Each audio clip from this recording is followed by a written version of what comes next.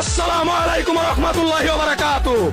দেশ ও প্রবাসী ভাই বোনেরা, আজকে গাইবান্ধার সেই নমনারায়ণ গ্রুপকে উদ্দেশ্য করে আমি আসাদুজ্জামান একটা কথা পরিষ্কার ভাবে বলতে চাই। মূর্তি থাকবে মন্দিরের ভিতরে।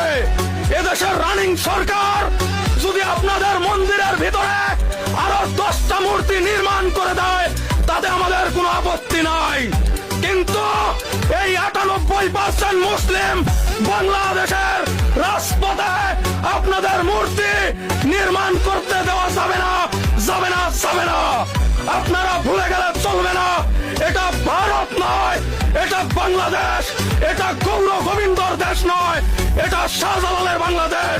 আপনারা ভুলে গেলে চলবে না, এটা শুভেন্দ্র দাদুর দেশ নয়, এটা আল্লামা সাইদের স্বপ্নের বাংলাদেশ। এটা গৌর গোবিন্দর দেশ নয়, এটা মৌলানা ভাসানের স্বপ্নের বাংলাদেশ। দল যার যার, ধর্ম সবার। আওয়ামী লীগ মরে নাই, বিএনপি মরে নাই, জামাত ইসলাম মরে নাই, এনসিপি মরে নাই, ইনকিলাব মরে নাই, প্রবাসীরা মরে নাই। আমি দেখতে পাচ্ছি এই গাইবান্ধার এক টুকাই বলেছে, যদি কোনো মুসলিম মানতে না পারো এই মূর্তিকে, তাহলে সকল মুসলিম গাইবান্ধা ত্যাগ করো। তাই আমি তাকে বলতে চাই, এই হিন্দুস্তানের কসাই 20 কোটি মুসলিমকে রাজপথে নামায়ো না। 2 মিনিটও ময়দানে টিকতে পারবে না। গাছের শুকনো পাতার মতো উড়ে চলে যাবে ইন্ডিয়ার নয়াদিল্লিতে। বলে দিলাম সাবধান।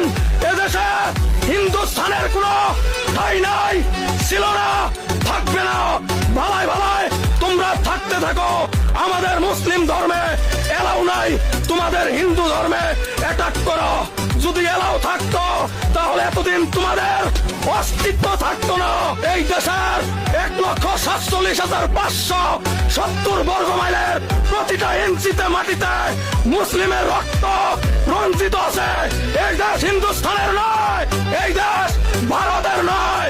তাই বলে দিলাম, মিটিং মিছিল যাই করো, দিল্লি থেকে করবে। বাংলার জমিনে তোমাদের কোনো জায়গা নাই, জায়গা নাই, জায়গা নাই।